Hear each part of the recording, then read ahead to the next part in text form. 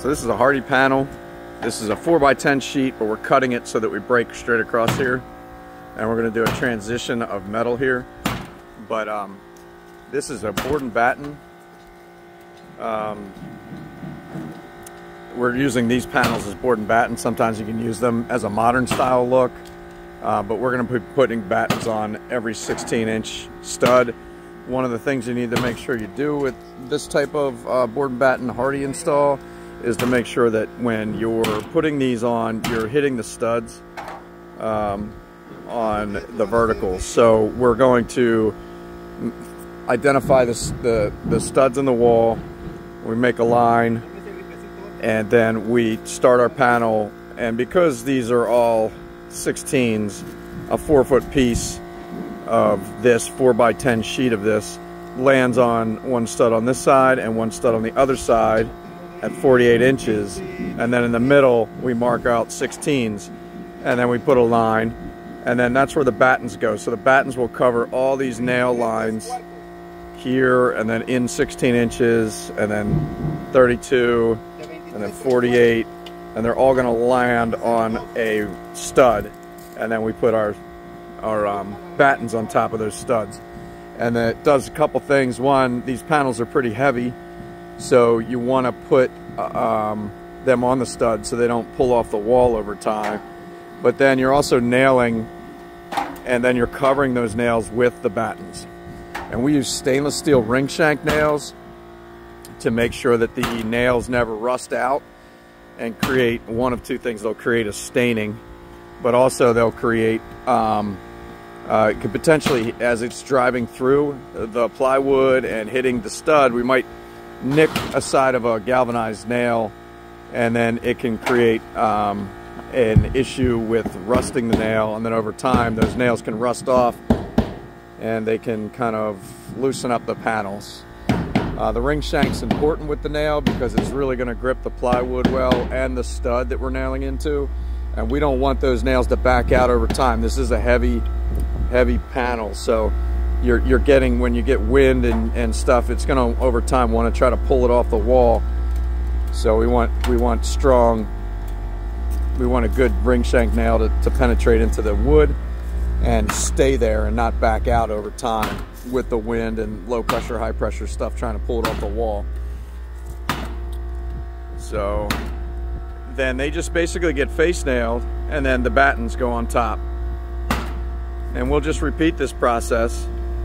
And one of the things that we're doing is, you know, these are 10-foot panels, and we cut this around 9 so that we could nicely have this transition. This roof is higher over here than it is over here. And you can see how if the garage door is higher, so we decided right here is the break for the panel heights. And then from there up, we'll run another 10-foot piece. And I think it's going to be right about here. And there'll be another piece up here. And these will all be transitioned to custom bent metal between these two panels. And in this particular instance, the customer doesn't want to see a band board run across a PVC. So we're just going to use the metal that is the color of this stuff and make that transition. And we're going to just repeat that process around the entire house. They picked, I don't know what color this is. Let's go see. It's green, but I don't know the real color. Mountain Sage is the color. And we've got about 100 pieces here, a little bit more. We've got a bunch of trim battens here. These battens you'll see them, how they're like a little bit thinner and they're a little bit skinnier.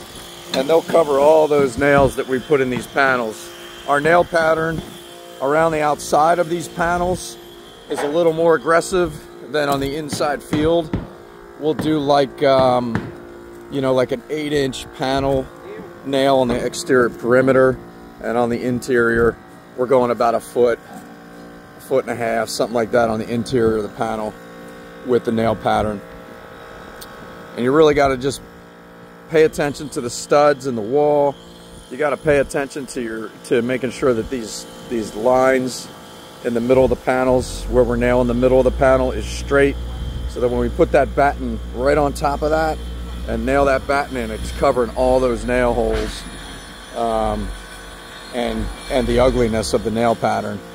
And the battens, they get face nailed as well with the stainless steel nail. You don't want to use anything other than stainless steel nails, because over time those nails will rust and start creating a rust stain all over the battens and everywhere. So this is the process. We've got this other side. We started 2 sections of these walls. This side here and that side. Always remember that there has to be some type of gap down here at the bottom of the drip cap. And we use pencils. You can use a piece of the actual Hardie.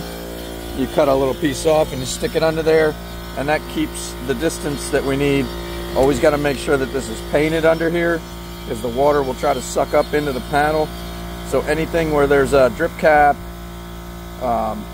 you got to make sure that anything under here, if you cut it and you don't use a factory edge, that this needs to be painted. And there's paint kits that Hardie gives. I don't know if anyone's seen these. All right, well, here's the paint. This is what it comes. The kit comes with a little jug of paint, one of these applicators with a tip on it, that just a fine tip just to paint like a nail head. It's got a couple other applicators and some. These are little pads, and I'll show you the little pad that we use these for. They're like for when we cut, and we kind of have this little bottle, and these fill up with paint here. Once you have the paint from this bucket, you transfer it into another one. I'll show you in a second.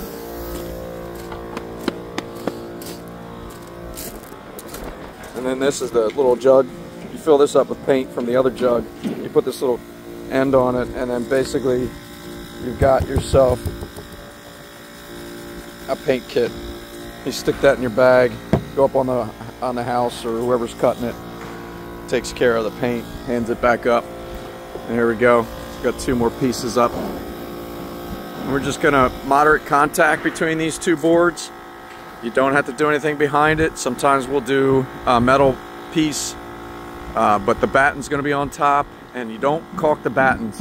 When you put these battens on, you don't want to caulk them on each side.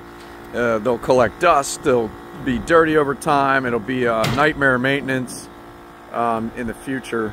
So whatever you do, don't caulk the battens on both sides once you put them up. It's unnecessary.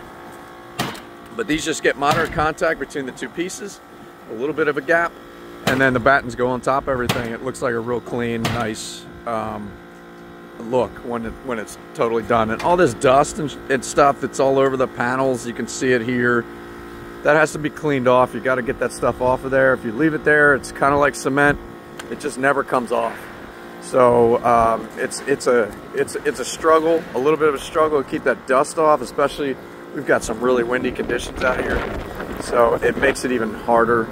And with these dark colors, it really shows this white dust that comes out of the Hardie, which you don't want to breathe. You don't really want it in your lungs, because it just never comes out. So we got to clean this stuff off. If it does rain on here, sometimes this dusty, hazy stuff will stay on the Hardie for a very long time and never come off. So it's important that once we're done this wall, we wipe this wall down and we do a nice clean, because we don't want this to stain or stick to the exterior color, especially because this is like a dark color. It's just going to stand out and look awful. So that's the process as we go along. I'll show you some other videos of what we were doing. All this PVC and white is getting painted green, and that's why we have a green drip cap here. With the drip caps, we give a little bit of an angle. They're not 100% 90-degree bends, so it just lets that water kind of roll out of there if it gets in there. And on this, we're using the Tyvek stucco wrap. We originally showed up and it had house wrap on it, which is just this. This is house wrap here. It's just a flat paper, and you can see there's nothing. It's just smooth, right? If you look over here, this has a little bit of a, like crinkle look to it, and this allows the water to run if it ever gets in there, because this is a flat panel and it's just flat against the wall. It gives a little bit of room for the water to kind of run behind it if it ever gets in there. Chances are that it never gets in there, but this is what we've added, and We want to just have some type of drainage. It doesn't have to be super awesome. This was spec for this job, but there's other types of paper that have a 1mm spacer. It's called Hydro Gap, and it gives a little more of a room to have drainage happen. And then we also have these cap nails, these Stinger cap nails that we use. We have a Stinger nail gun, and it shoots out a 1-inch nail with a cap. And you can see it right here, this green. We typically don't like to put a lot of them in there, but they also act, when they're in the field, they act as a drainage, as a drainage spacer behind, because when you put this on, it pushes this panel out a little bit. We don't like to put too many because they can put an impression in from the backside to the outside of the panel, but there's a, you know, we expect to do that with Tyvek, is to use these cap nails in order to get warranties with this product. And so sometimes on a vinyl job, we won't install the button caps nails, because on a certain siding it puts an impression from the backside to the front of the siding, especially with Carolina beaded or like a very flat paneled siding, where they're the Carolina beaded is, or any Charleston beaded, whatever, it's got a wide face to it, and over time the siding will bounce up against it and it'll create an impression from the back side to the front side, and you'll see these round circles inside of the part that you're viewing as you're looking at the vinyl siding. So anyway, we're going to keep moving along here. If this is something that you're looking to do for your project, hopefully I helped you out, and you know, you can see kind of what the process looks like when we go to install these products, and what to look for if your contractor is doing something that you think, based on what I just talked about, is incorrect, and maybe save yourself some headache. But a lot of the guys that are out here installing these, they typically know what they're doing, and it's a matter of whether they're going to follow the rules or not. I always have a saying that I use to maintain employees or keep them employed. You're either a jerk or you're stupid, and those are the two people that don't stay on board here. Jerk meaning you know better, but you do it opposite of what you know. And if you're just too dumb and we tell you too many times how to do a process or a best practice and you can't remember it, you got to go. And some people are just stupid jerks, and you put the two together, and then really it makes it easy for us to figure out who's going to stay and who's going to go. Anyway, that's it for here. Later.